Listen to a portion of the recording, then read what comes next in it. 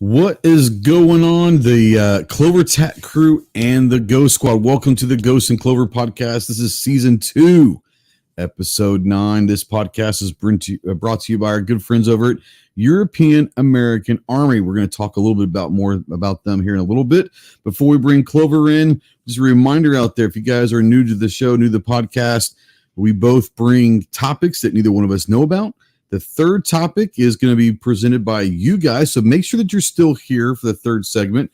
That segment is brought to you by our friends over at Monstrum Tactical. We'll talk a little bit about that here in a minute as well.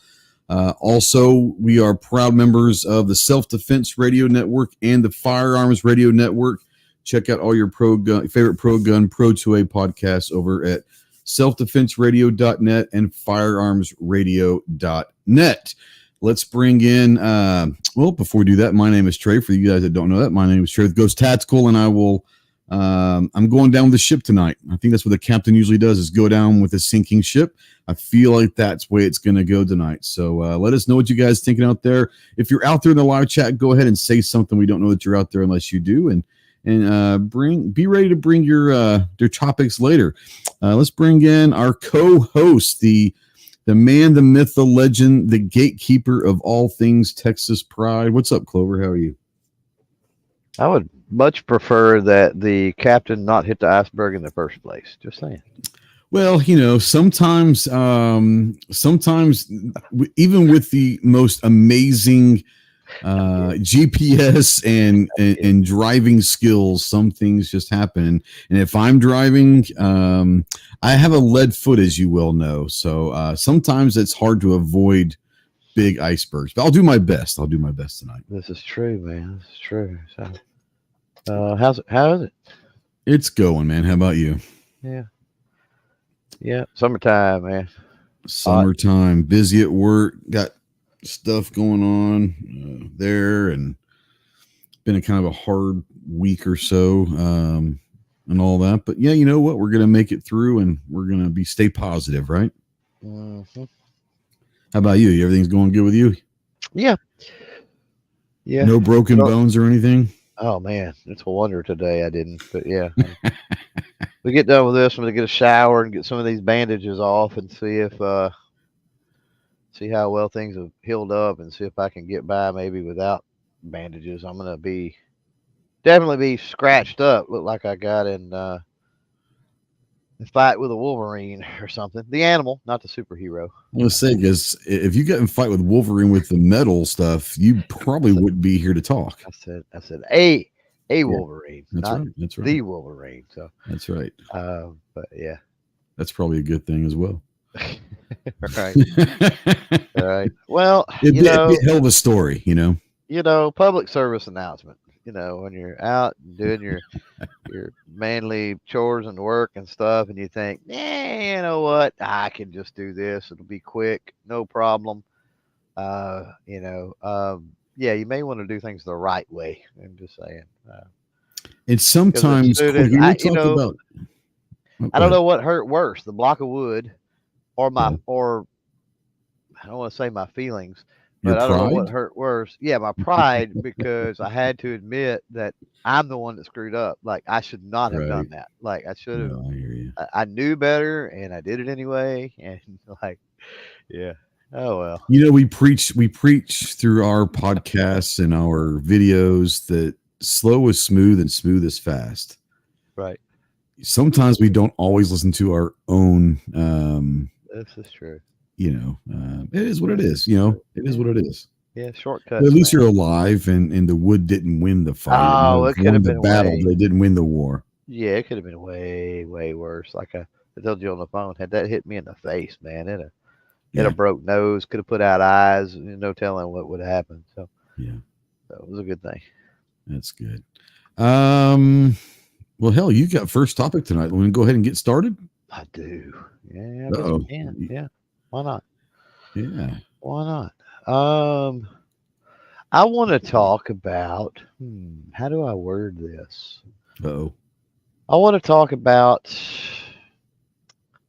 let's just say, sighting devices. Okay. I want to talk about some of our favorites. I want to talk about some of our most dreaded, things Yeah. that we think are more intuitive, things that require possibly more training or Sure. practice, because there's just such a wide variety of things. Yeah. From all types of weird flip up apertures back in the day to gutter sights from back in the day to now. You've got adjustable rear sights to Yeah. now you go fiber optic. Now you go red dots. Obviously We go scope. thermal, all sorts of cool stuff. Yeah. Scopes have gone, second focal to first focal, and then Yep. just there's just so much stuff out there. Yep. What are our favorites? What are our what's the ones that we don't like? And now I'm gonna start with the one that I don't like, and that's I've said this repeatedly, is cowboy action, gutter sight, big front blade. Sure. Yeah. Um, I've just I've never been able to shoot those with any type of consistency, at least any type of distance, at any type of distance anyway. And I've had old timers before tell me, well, you get it on some bags and you shoot some groups, and then what you need to do is you need to file down that front sight. I'm like, I'm not filing down the sight on my freaking Ruger Vaquero or my old school Right. Cimarron, or like that ain't happening. Sorry, not happening. I'm not taking a file to because if you change loads, it's gonna hit different anyway. So Yeah. it's like, yeah, that ain't gonna happen. Now back in the day, I'm 100% confident and positive that's what they did back in the day, was sort of adjust things down for their load. I'm sure, but or file things down for their load. But I think that's the one that I least keen on as far as sights. What about you? Yeah. As far as sites, so I guess I would have to go with, and it's not necessarily like a type of site. It's a general site. That's something that I have moved away from, and it's going to be something kind of generic, but I think you'll understand why. Obviously, when I first got into it, it's kind of, especially when you're in Glocks, it is standard. But I tell you what, I have really disliked in the last few years, and I've gotten away with them. Pretty much all of my handguns are some kind of design or color on their rear sights, whether it's dots or lines or whatever. I have really come to hate that.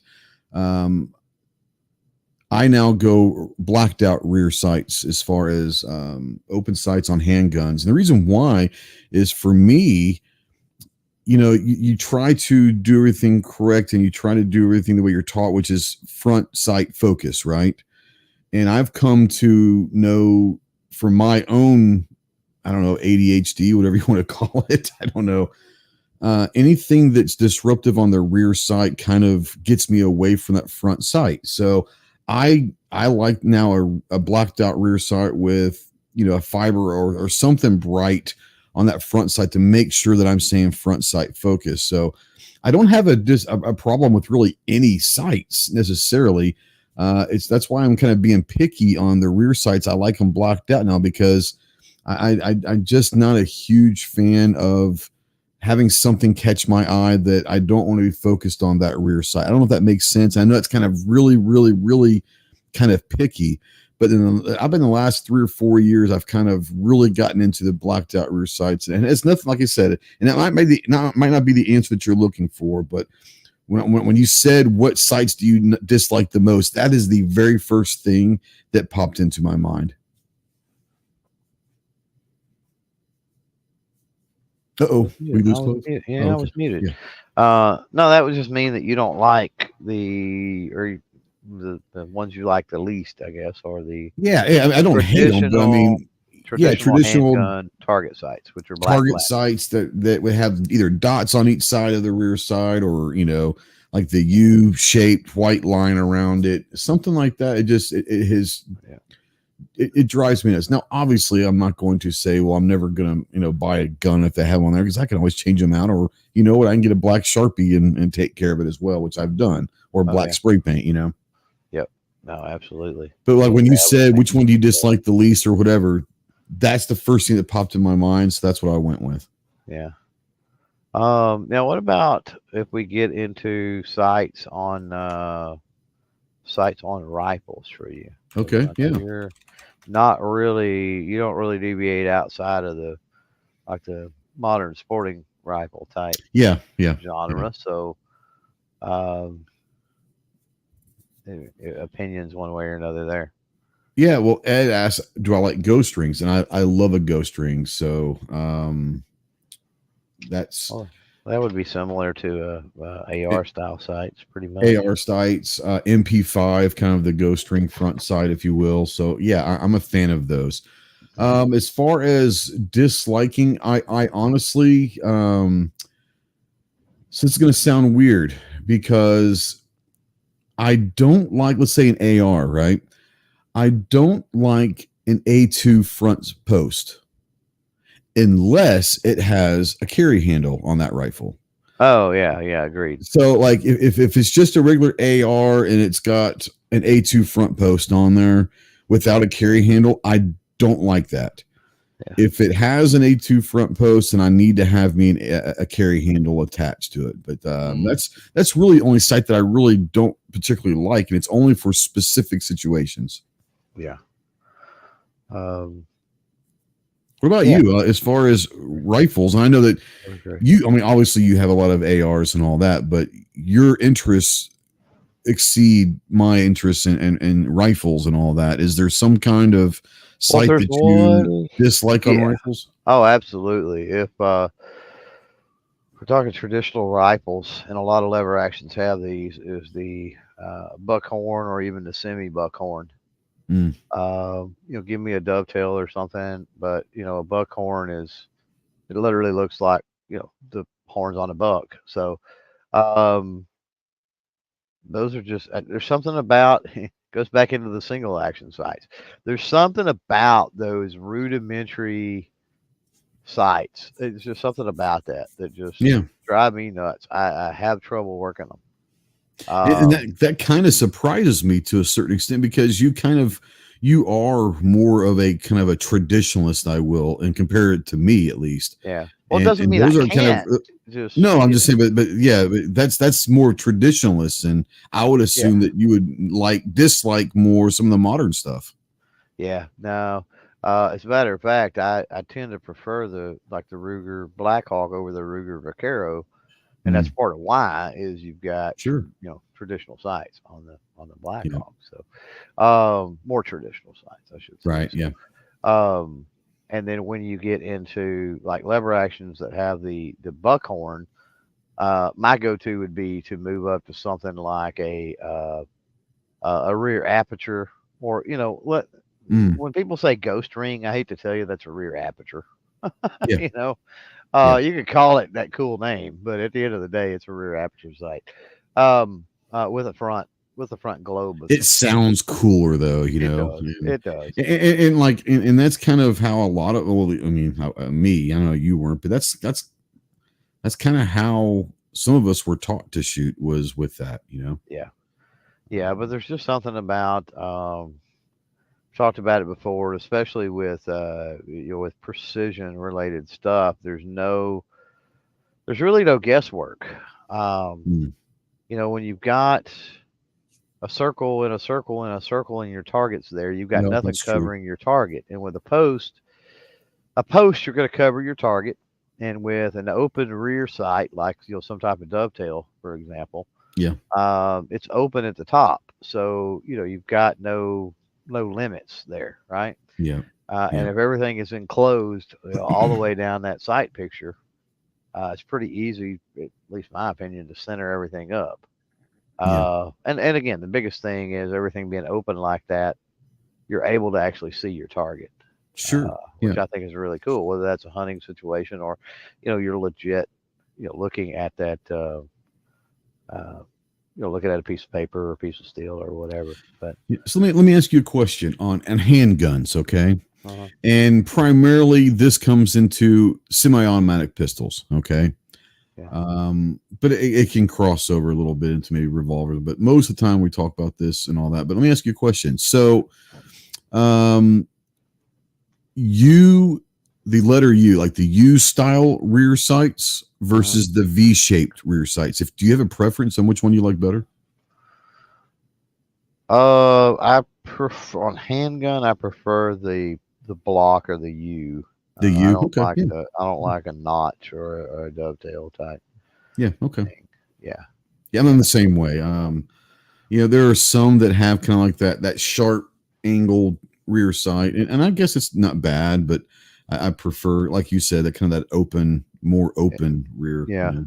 Well, I mean that's having some type of a V notch like that. If you've got a thin front blade, Yeah, makes a little bit of sense. Having a yeah, V notch with anything remotely wide as a front blade makes zero sense to me. yeah, yeah. You know, because it's covering at the bottom anyway. You're not even able to see it left or Hmm. right because it's going to be covered. So at that point, what difference does it make? Um, Absolutely. Yeah. but I don't know a whole lot that are that way on Yeah. handguns. A lot of really old. Um, I've seen milsurps be that way. Some old non-adjustable, built-in type Hmm. sights I've seen. That's usually have V notches. Yeah. Yeah. It seems like so. Now And with I a lot want of to. that stuff, you just have to go out and shoot them, and just remember that it shoots high Sure. left a little bit. High For left. Yeah. Yeah. it's like that's Whatever all it you can is. do. Yeah, that's all you can do. Yeah. I'm going to make a statement here that's going to surprise probably you to a Uh, certain extent, but then it won't surprise you also in the same sentence. mhm. My favorite like semi-automatic pistol sights are with a company that, well, let's just say that we're not the best of friends, but I think so. The Caracal, Oh man, that's so cool. the the rear sights are out in front of the ejection port, and it really does tighten up that sight picture and all that. Probably my favorite, if I had to pick for like handgun pistol sights, I would have to say that the Caracal sights are my Very favorite. good. There's something about that. The very first time I held that gun in 2018, Hmm. and you were there, I was like, my God, it's a beautiful sight picture. Yeah. And Why aren't other companies using that? Yeah. yeah, and I to this day, maybe they're patent, I don't know, but to this day, I don't know why, but I think it's a beautiful Man, sight picture. you think about it, they don't get in the way. They wouldn't get in the way of an optic, especially Nope. now that optics are so Oh crazy, yeah, right? Like, absolutely. um, I've got a feeling, and neither one of us, got to spend any extended time with those, and at this point, I don't know that I would be willing to. Yeah, Um, but I've got to think that for any type of precision work, and let's be honest, that handgun is not designed for that. yeah, But any type of precision work, um, that type of sight is going to be a drawback. It's a shorter sure. sight radius, and it's meant for quick acquisition, and it Yeah, 110% accomplishes that goal without yeah, a doubt. That's the quickest sight to sight pictures to throw up and get out of any irons or whatever you want to call it on a yeah. handgun that I've ever seen. It's Yeah, amazing. I agree. It is amazing, and it is that design Sadly, it's is on a Caracal. for carry, and yeah, no kidding, right? That Yeah, design is for carry, and that is for self defense. But for that purpose, it's perfect, right? yeah, For me, at least, my opinion is that it's perfect. right, Not saying the gun is. I'm just saying the sights. right. Yeah, yeah. Yeah. So, um, shotgun make a difference. You're more self defense, so probably ghost ring type stuff. Ghost ring. Yeah, I do enjoy a ghost ring. Now, do you even On a use it? Do shotgun. you even use sights when you're? Because I don't even hardly use sights on a shotgun. That's Um, the thing with me. on a couple of them, I have some. Do I typically use them? I not really. No. Just point, pull the On trigger.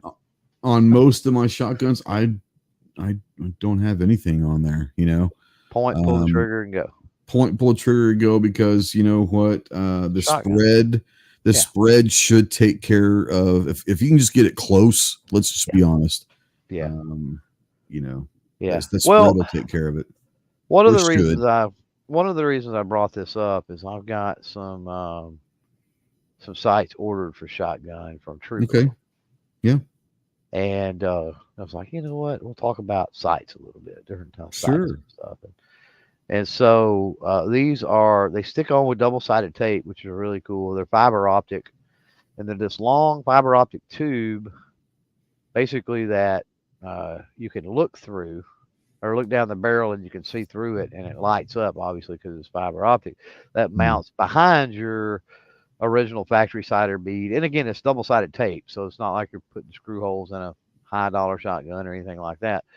But what it's supposed to do, it's a cheating device in my opinion. Don't get me wrong, because typically Sure. I don't aim with shotgun, or I do my best to try to not aim, and that's one of the reasons I don't shotgun very well. Is I'm always trying to aim, and I'm always trying to close one eye. It's just natural for me, right? Or at Sure. least squint one eye. Um, and there's just a lot of fundamentals that for me break down with shotgunning, and I found that was brought to my attention, that particular site, and TrueGlow makes it. And it was brought to my attention a couple of days ago, and I thought, you know what? Went in and read the stuff on TrueGlow, and it said point blank right there on TrueGlow that hey, this aids, helps you to keep both eyes open, blah blah Mm. blah. And you know what? I don't want this to become a crutch. But at 15 to 17 bucks, I don't remember what they were. I'm like, I'm gonna buy a couple of these, put them on some shotguns, Yeah. and I mean, play it with doesn't them, hurt anything. Yeah, absolutely. because I can only improve my shotgun game, believe you me. And I'm like, these may be like a training device that I can use for Mm. a little while to, because I've just never had that aha moment in shotgunning, and I've had it in pretty much everything else I've ever shot. Yeah. There's been that moment that the trigger breaks and like everything just goes off and you understand. You know what I mean? Sure. Like you Absolutely. understand what you've been doing wrong that whole time. Everything just falls into place. I've never had that happen with shotgunning, and I'm like, maybe these sites will create that situation, and I can start getting a little better. Maybe. Well, I look forward to not only talking to you about it privately, but hopefully seeing some videos on if you have that aha, or if it Yeah. helps you find that aha, you know? Well, it gives me reason to break out some shotguns and Well, that's true too, just to have some fun play with it. Yeah. around too. So um, you know how it is with making videos. You get out and sometimes you want to do videos with things, but then you've got obligations for other things, and Yeah. so you got to try to justify it. I'm like, well, you know what? If I've got these products I'm playing with, that kind of gives me some Kill justification two to get out. birds with one stone, maybe. Yeah, get out and play with some things I actually want to play with. Absolutely. Yeah. So, um, EAA. Let's. Yeah, let's talk about them. I don't even know where to begin. I know they got a ton of. Speaking of following up on shotguns, I know they got a pallet or two or 15 or something of Yeah. sub gauge shotguns in. Yeah. I was told So if you're looking for here that a couple of 20 or weeks ago. 28 gauge, hey, we got some 410. friends for you. Yeah, 410. So That the 410 Agco. too. I knew they Yeah, had 20 and 28. I didn't know they had 410. There you go. Even yeah, better. 2028. I'm pretty sure he said there was some 410s in there. So Ooh, doggy. side by side and I know side by side for sure, and I want to say he said over and under. So check your distributors and check your dealers and get them to check their distributors and see what they might have if you're looking for somebody in that vein. But uh, we both seen some BS stuff. No names mentioned with It the 2311. I think it was, wasn't it? was a 2311. Yeah. Recently, and man, what a railroad Cluster. job I think that was. Because I don't believe for a second that was a fair review at all. And with my 2311, I had issues, obviously. But I mean, I was fair about it. I got it back. It was a goofy frame Ended up screw being issue. something really weird. Yeah. Yeah, it was a really weird frame screw issue that did get resolved, and up until basically I had that issue present itself, I didn't have any issues, and I haven't had any issues since. Not a single solitary one. Been running that Witness 2311 pretty hot and heavy lately, so Yeah. um, been enjoying that. And then the Untouchable in 45 ACP have really been Mm. enjoying that Untouchable. I'll tell you though, I put a post out on X on the Untouchable here a week or two ago, and of course, you'll be in the shills that we are. Had to find an Absolutely. affiliate link from somewhere to throw in Of there, course. Of course. and so I get over it, and I couldn't find anybody that had my government model in the green camo Oh, really? of the Untouchable. Yeah, like nobody. I told Chase that. I'm like, hey, bro, I don't know what's going on. Maybe they're just out of stock or something, but they've got the smaller, shorter barrel models and whatnot, but they Yeah. didn't have the longer barrel, government model.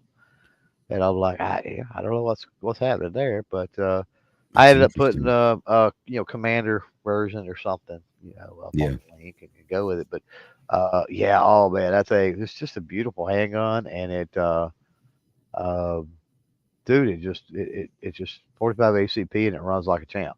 Yeah. What Yeah. else can you say? Yeah. I've got the disruptor in that same green camo, and it's a beautiful as far as the color sequences and all that. It's a beautiful Cerakote job. And that disruptor is a 9 millimeter. It runs like a champ.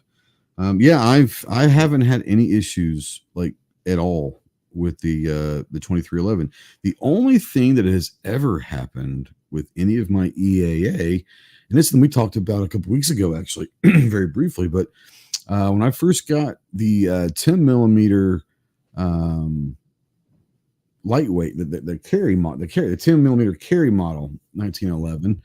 I had some issues that ended up being spring related. It just needed to be worked out a little bit. And so, Yeah. I mean, I think I talked to you, I talked to Chase, and I talked to Paul, and everyone was like, "Hey, just take that home and rack that slide. While you're watching TV, kind of utilize it to do maybe some trigger time on some dry fire or whatever, but make sure you're wrecking that slide." And I did, 100 times or so, whatever, and never had a problem since. So, I mean, and that's just any gun. There's going to be sometimes when Yep. springs are just a little too tight sometimes, or Any gun. or whatever. But to get a review that was given out of, well, I'm going to put it this way. There is a part of me, and I don't know this to be factual. So this is my opinion. I want to state this very clearly. Mhm. I think that there are some people that want to give bad reviews just to give bad reviews. I think it's a little more. Well, yes, I agree with you, but I think the reasoning is nefarious, and Oh yeah, no, I everyone has say different that reasons, but because they want to do something evil. how many comments do you get in a video that simply say something like, "Oh, this is trash," and that's it? They don't explain Yeah, what their experience is with it. They don't talk about any specific problem they have. Like they just yeah, got an opinion that's trash. yep, Well, you don't know whether that person has shot that. You don't know whether that person's even held one, right? right. I know plenty of people that will say that about stuff And that never touched it. they've Yep, literally never even seen a picture of, yep, and yet absolutely. they'll say it's trash. Um, so you extrapolate that over. Why do people do that? Well, to get a rise a lot of That's it. times. That's it. And so what's going to happen is if I, as a creator, put out a video that in the title or thumbnail says that this firearm is a piece of trash, it's going to get more views Sure, it is. and more clicks and everything than if I was to say this is good, just have a normal title or say that it's actually good. I enjoyed Yep. this handgun or I really like this hand. It's not going to get near the clicks.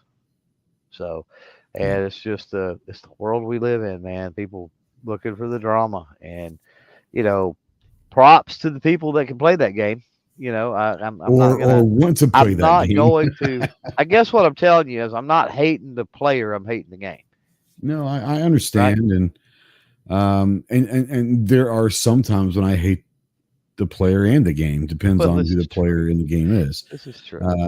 But no, it's just for me. It's one of those where, and I hate to say this, guys, but hopefully the viewers out there understand that there are people out there that are truly just trying to cause drama, cause controversy, and yeah. Yeah. If you want to Well, watch that stuff, go for it. I don't watch it, but yeah. Yeah, before you get before you run out, pick anything up, just make sure you're doing your homework on stuff. Yep. You know, Yep. don't look if I get it. You really want it. You watch a video, and even if it's a positive video, watch some Watch more stuff. multiple. Watch some more Yep. stuff. And try to get a healthy dose, because I try to be fair, and I think you do too. And I approach things from a lot of different perspectives when I'm doing stuff. Like, I don't like this, but if you do X, Y, Z, you may, or that type of Exactly. thing that I'll talk about a lot. But even at that, I'm human, and I'm kind of doing what I normally do, and there may be certain things that I forget, or certain things that I don't mention Sure. that probably should be. Yep. So just because of that fact alone, you should be watching, multiple videos, reading articles, which is a whole other ball of wax. I would incorporate Hmm. that kind of stuff in, and not just base my purchase decisions on YouTube videos. Get on some of these, Gear Report. You know, I'm trying to think, but Classic does their own stuff, and Guns.com does their own Hmm. writing Yep. and articles and things. T-Tag, a lot of different mediums Absolutely. out there. So yeah, check those out. So Yep. yeah, Absolutely. shout out again to EAA. Real quick before we get Yep. to Ghost topic, two things. Number one, thanks for being here. Well, three things. Number two, we will be choosing somebody out there in the audience to pick our third topic of the evening here shortly. So be thinking about right now what that third topic may be, because here in a That's bit, right. if we choose you, you're going to have a limited amount of time to respond with that topic. So it will tell you how you can do that here shortly. But Is Mark going for the three-peat? I think he's has our last two, doesn't he? ooh, I think that's Mark might true. be going Mark for the Mark was three-peat.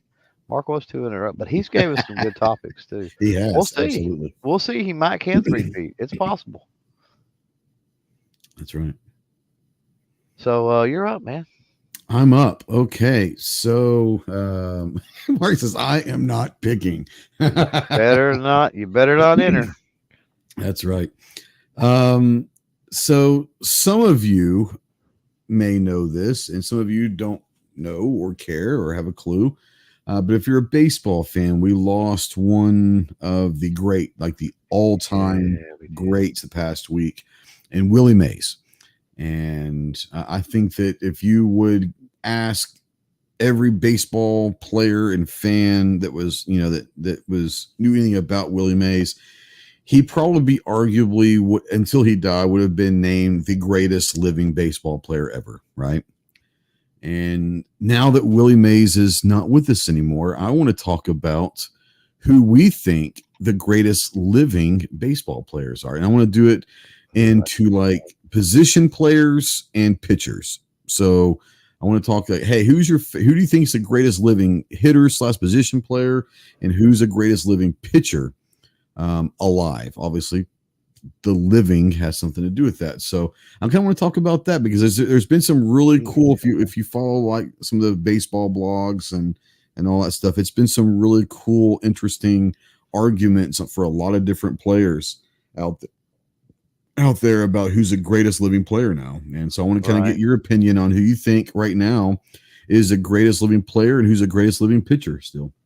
Wow. Okay. Yeah. And Donald Sutherland passed away. That is true too. Donald Sutherland passed away over the weekend, and that's a brutal one. People know him as Kiefer's dad, but go look at his filmography. It's impressive, folks. Yeah, Sutherland was so awesome. Mm-hmm. So awesome. So are we? Are we are we picking according, are we just giving positions, or are we just kind of No, spitballing ideas, or what are no, we? we're just spitballing ideas, and if you think of like a hitter slash position player, and then pitchers, and we're not saying, hey, this is my choice. Let's just kind of throw some names out there So, and see if we can get like, hey, here's why I say this person. so I'm going to throw two that have records that will never be broken. Okay. And that's Nolan Ryan and Ricky Henderson. Okay. Absolutely. That's it. Yeah, the strikeouts and stolen bases. Yeah. Those will never be broken ever again. Like I'm calling it now. Yeah. The game has changed. The game has changed too much. They'll never, you know what I mean. Yeah, no one's going to get over 5,000 strikeouts. Why? Because pitchers, they don't go past the six. Starters don't go past the sixth or seventh inning anymore. So they're not going to be able to rack up the strikeout totals. They're not going to pitch for 30 years like Nolan did. They're not going to be able to strike out as many players as Nolan did.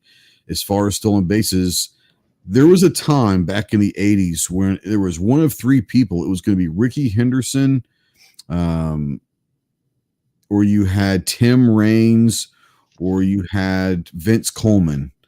Yep. And those three battled for the stolen base championship every year. And it was always well over 100 stolen bases in a year.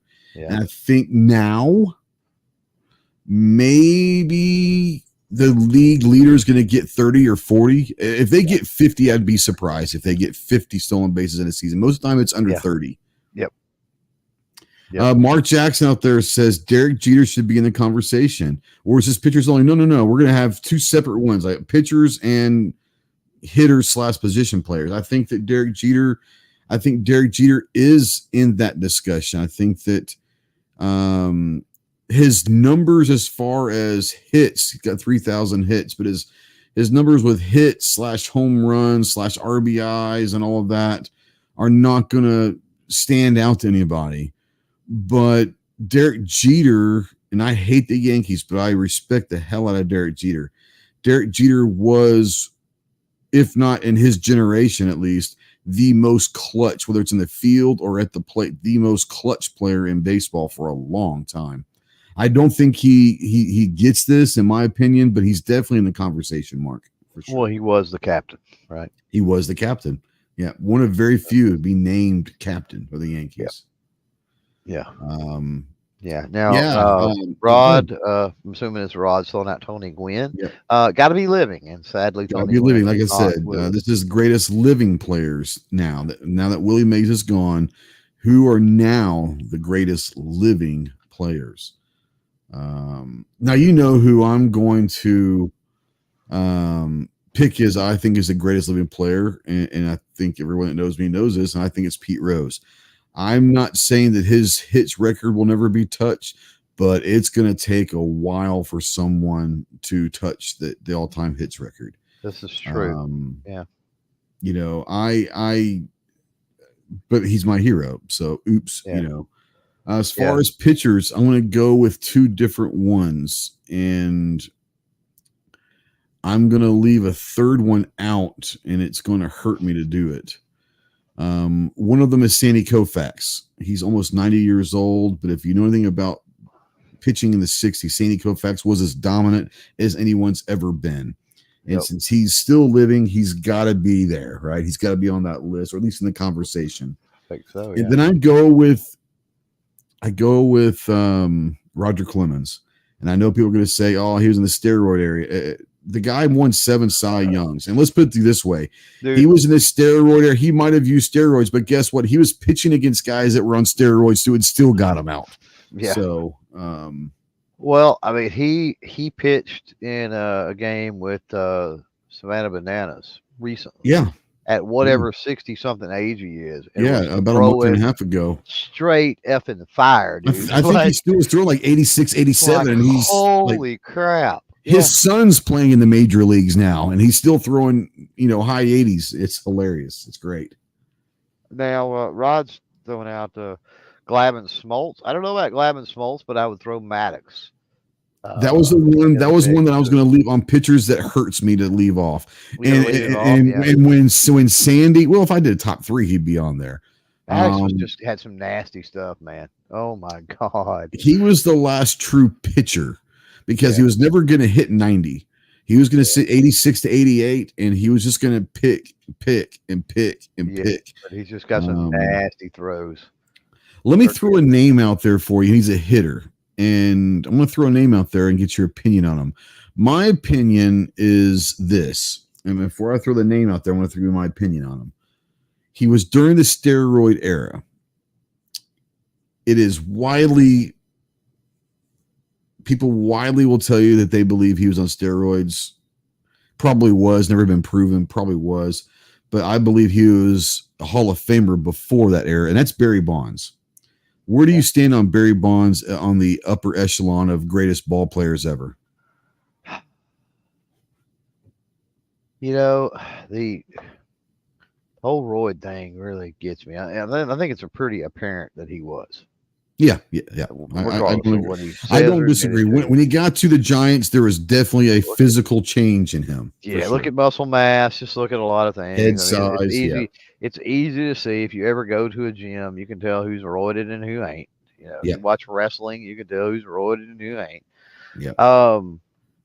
It was that way with him. I think it was pretty obvious. So for me, that hurts. That said, I do agree with you that even before that era, he was having a Hall of Fame level career. He had more 30-30 seasons with the Pirates than anyone in the history of baseball. I think he was a Hall of Famer before he went to the Giants. I think that his career alone at Pittsburgh, he was a Hall of Famer. I'm a Barry Bonds fan. Now, understand, I'm not saying that I don't care that they use steroids. Sure, I do. But here's the thing.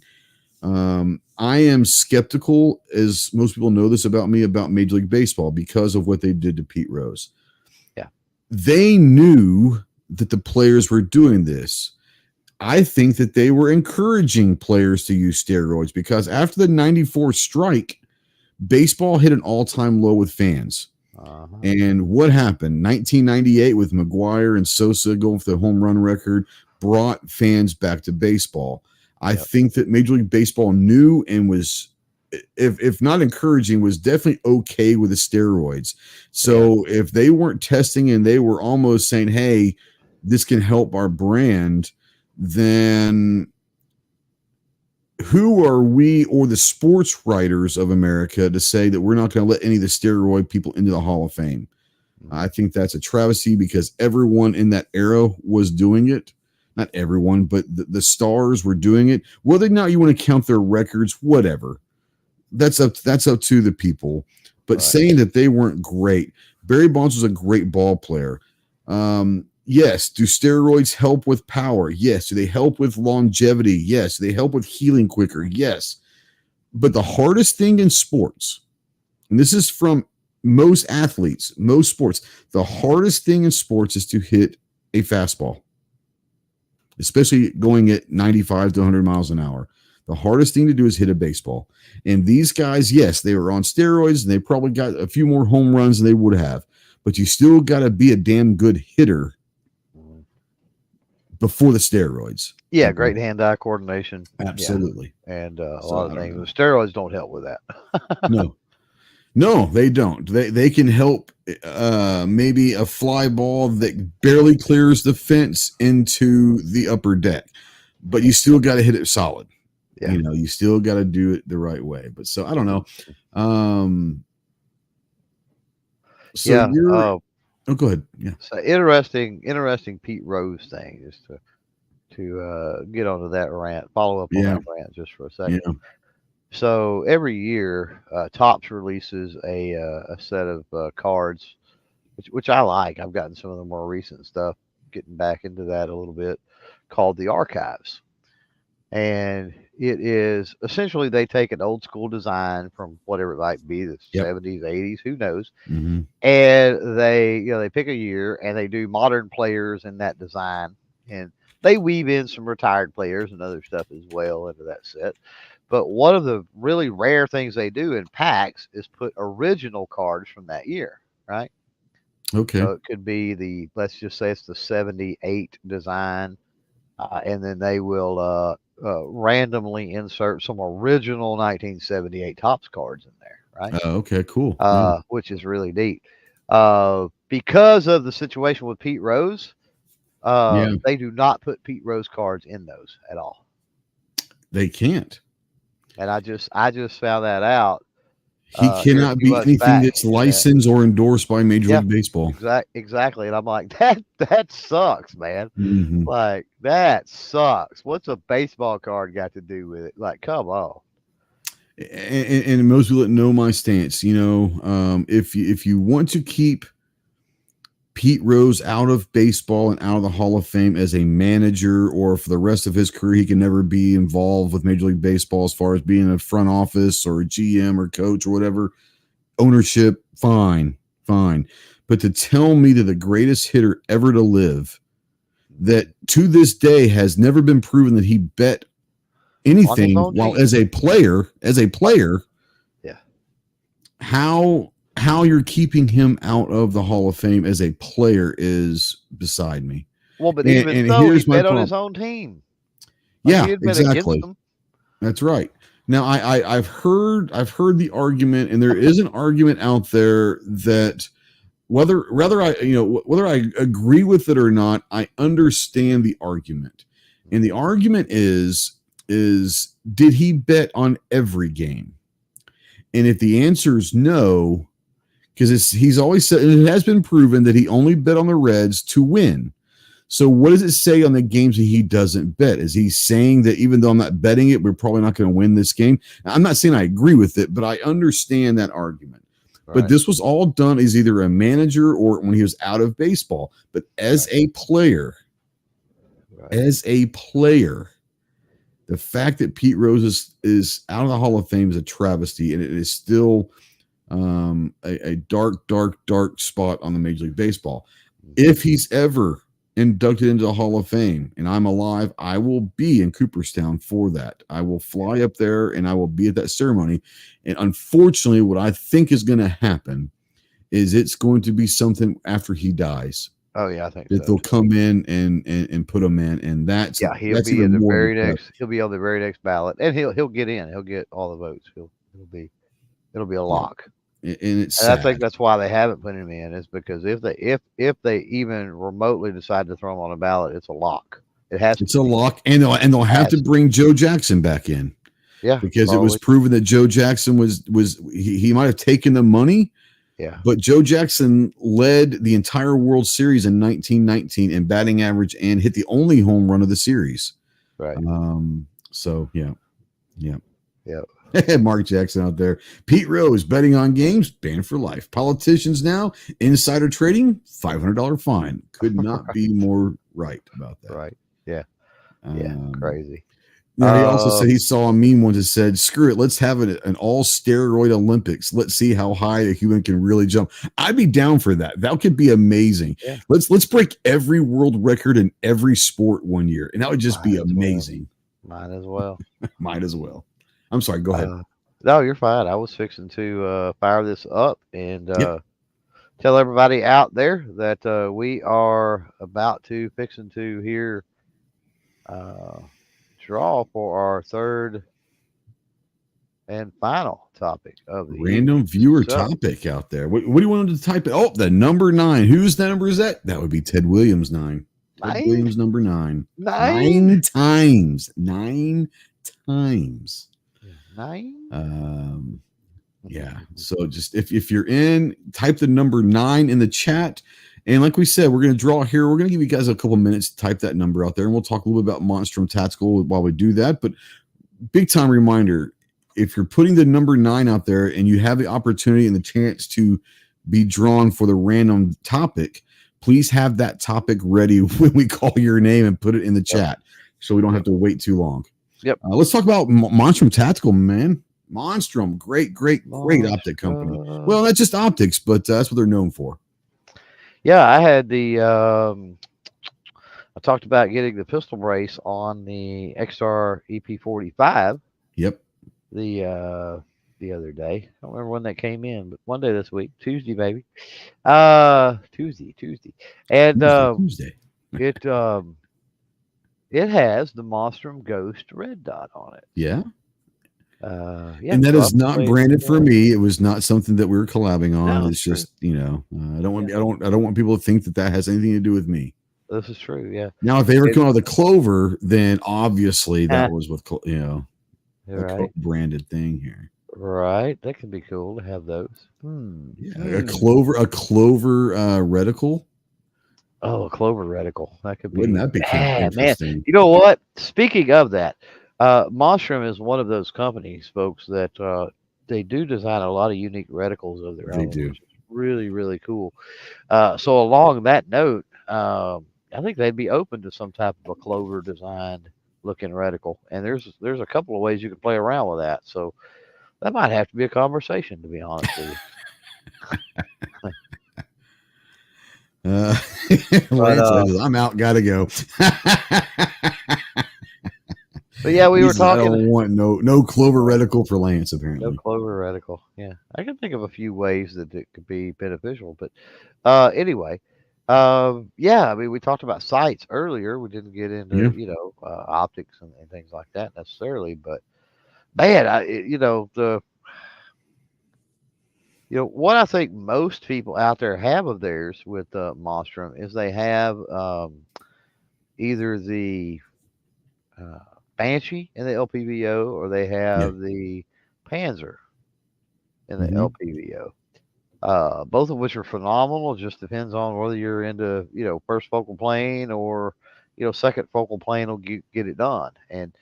And especially with the budget minded nature of the stuff from Monstrum Tactical, yeah. that Banshee's hard to beat, man. It's hard to beat because I mean, out of the box, you've got everything you need. It comes with Oh a yeah. mount. Now, the new mount that came out, do you remember the name of that? They released a new mount recently, and I can't remember for the life of me what the name of that Oh mount is. yeah. Let's see It's like here. Let it's me get got here some real quick. lightning cuts in it. You remember? It's really nice. And Yeah. I bet Chris on the 740 out there knows because he's a big Monstrum guy too. And so yeah, the mounts that you get with the optics, and yeah, I said with the optics, are nice mounts. Don't get me wrong, but man, Monstrum has some really cool cool mounts if you want to upgrade what comes in the box as well. And that particular one, like I said, I can't think for the life of me I'm looking on there. what it is. But Yeah, I'm on their website right now. Mounts and let's got see. it. It's called the Deadlock. The deadlock. Okay, Yep. that's not what I was thinking. Yep. I was thinking about the lockdown, but the deadlock. Okay, cool. Yep. Yep. Yeah, I mean, obviously, the Ghost Dot's awesome. The Banshee's awesome.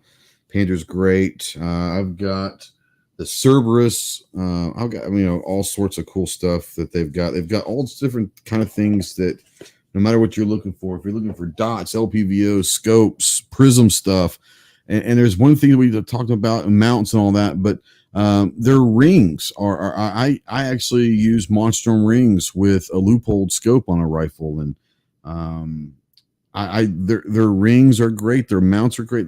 Really, what they've come to be known for is the optics themselves, but the accessories that are there, and most of the stuff is engineered in house and designed in house. And like you were saying, the reticles they take really cool liberties with reticles that they come up with themselves. And there's some reticles that came out 7-8 years ago that a lot of companies now are trying to replicate now.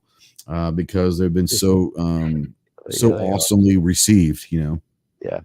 Well, you see so many circle dot, so much circle Yeah. dots. You see that all the time as far as a reticle, and they're sort of square dot, and it's just the corners with the dot in the middle, the corners of a square.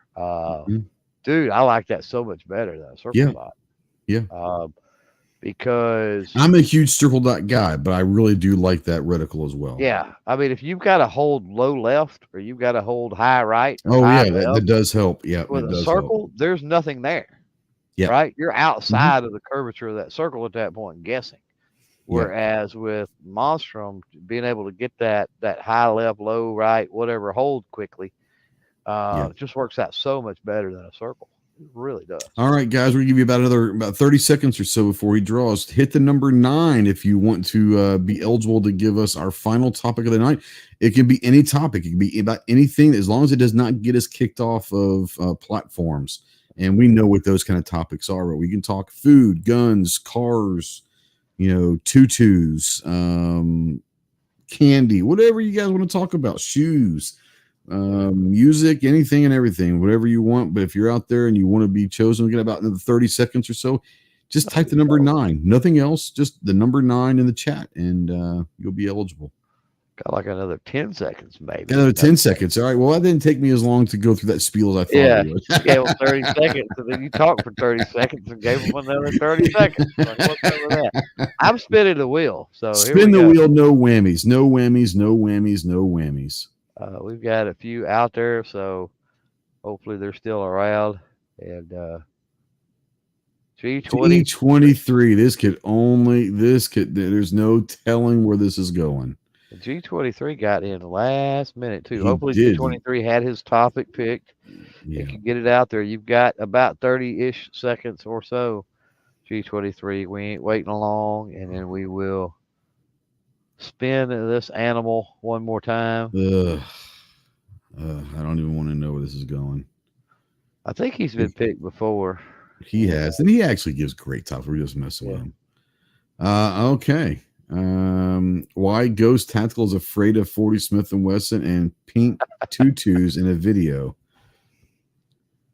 Okay. Let's go with it. I am not afraid of 40 Smith & Wesson. I just don't think it's a very good cartridge or caliber. There are things out there that are better on different levels, right? Mm-hmm. And I think that the reason why the 40 Smith even took off is because they had a deal with the FBI and the government with Smith & Wesson. They had these things, these contracts, and it was a new caliber. They were having more women coming in. They were, and I understand that, but I don't think that it was a necessary invention. I don't necessarily hate it. I just don't like it, and I'm definitely not scared. I just don't like it. It doesn't do anything for me. Does that make sense? It just doesn't do it. There's nothing about it that it's exciting, Maybe that you can neck it down and put 357. 357. That's the only good thing about 40 Smith is you can go 357 SIG with it. That's literally the only, and I love 357 SIG. Yeah. So that's the only good thing about 40 Smith. That's just 40. I'm telling you, 40 came around. 40 was a quick ditch effort to get a leg up on Glock that didn't work. That's right. To be honest. And it didn't work because Glock actually got their gun out first. They did. Surprise! Yeah, suck on that, Smith & Wesson. Yeah. Exactly. It's just, I don't know. I've owned a couple of 40s. I currently don't own any 40s. I'm wondering if I've got any dies. Obviously, I've got bullets and some powder and stuff because you can use that for 10 millimeter. But I'm pretty sure I got rid of my dies and brass when I got rid of those and everything. Because I don't really foresee myself getting a 40 ever again. I don't see that. But then again, you know me. I'm a sucker for a deal. If so you find a good deal, you never know. Man, even if it's in 40, it would be hard to pass up depending on what the deal was, right? Yeah. But that would likely just get put up and be trade material down the road or something. I doubt I will shoot it because I'm with you. I'll shoot 10 millimeter. I've shot 10 millimeter since the 80s. I was shooting 10 millimeter as a kid, and I'm going to go with a 10 millimeter every time. Now there is some truth to the fact that a lot of the over-the-counter commercial 10 millimeter that you see is essentially loaded to 40 caliber specs. Sure. Yeah, absolutely. But then again, a lot of other rounds that you see are also not loaded as hot and heavy as they could be either, as far as Yeah. commercial availability, factory ammunition. So target rounds, if you will. So um, I don't understand, even with 10 millimeter. I don't understand why you would want to beat yourself up, just plinking around on targets and Yeah. that sort of thing. But um, yeah, and then As far as the pink tutu, have you watched my videos? Do you see me at shows? I don't think there's anyone that knows. I think it's a joke. I'll be G23 knows me. oh yeah, I'm not afraid to wear anything. I will wear whatever. right. And I love what Mark says. Come to think of it, 40 and a tutu go together with an FBI badge quite well. That's pretty good. Yeah. I have absolutely no. I don't own a tutu. Maybe I have to go buy a tutu. And I tell you what, if I ever do a 40 Smith and Wesson video on a gun, I will wear a pink tutu. Yeah. So that might just be fun just to borrow. I'm sure I got buddies. I don't know if Lance does, but some of my buddies around here probably have a 40 of something that I could do a fun video with, and I'd wear a pink tutu if I can find one on Amazon. I guarantee you can find one on Amazon. So you've got a 10 millimeter. I do have a 10 millimeter, yeah. So what you do is you kit up all manly and everything else for the 10 millimeter, and then go, now we're going to shoot the 40, and then come out with the tutu, Ace Ventura style or something. Oh yeah, I'll definitely go. Get you a button-down Hawaiian shirt with a tutu. But you got to fix your hair all crazy too. Get you some. You got pomade. I don't. Yeah, but I don't have enough hair. It's not going to really. I mean, like my hair cut short. So maybe, yeah. Lance said he sold us to Buck, so I can borrow a 40 from Buck. If Buck's still out there, we can make this happen. Oh yeah, there we go.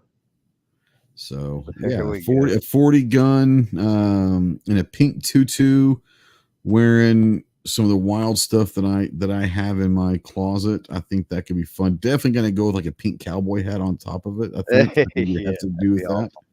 Yeah. By the way, I've got a pink cowboy hat.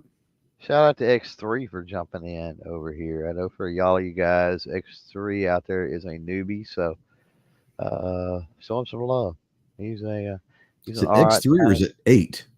That's well, I call him X3. 13, yeah. I know, but I call him X3 because, like Wolverine, and remember Logan and all the Wolverine experiments were all X this and X that. It just sounds cool. Okay, no, I get it. So he's X3. I get it. So. Yeah, no, absolutely. Yeah, we'll have some fun with it. Well, and like I said, I'm not Matt out there with RTT Guns and Gear says I'm gonna start a tutu fun for Ghost camo and Crayola colors. Oh, nice. I mean, let's do this. I got no problem. Like I said, I can probably borrow a 40 from Buck.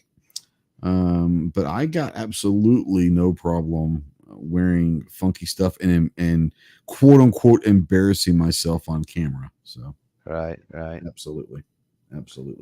And if I can, if Buck will let me, I might even spray paint that gun pink for the video. It can be awesome.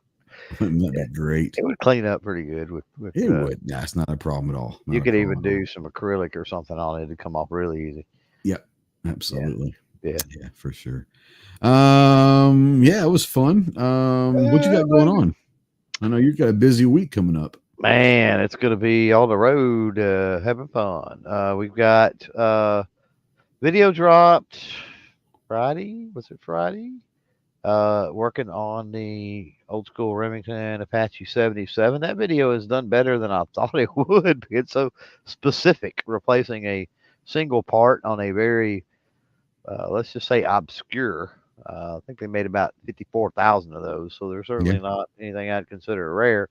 But yeah, it's done. It's right there neck and neck with the 30 Super Carry video I did, which is done very, very well. So I'm like, that's weird.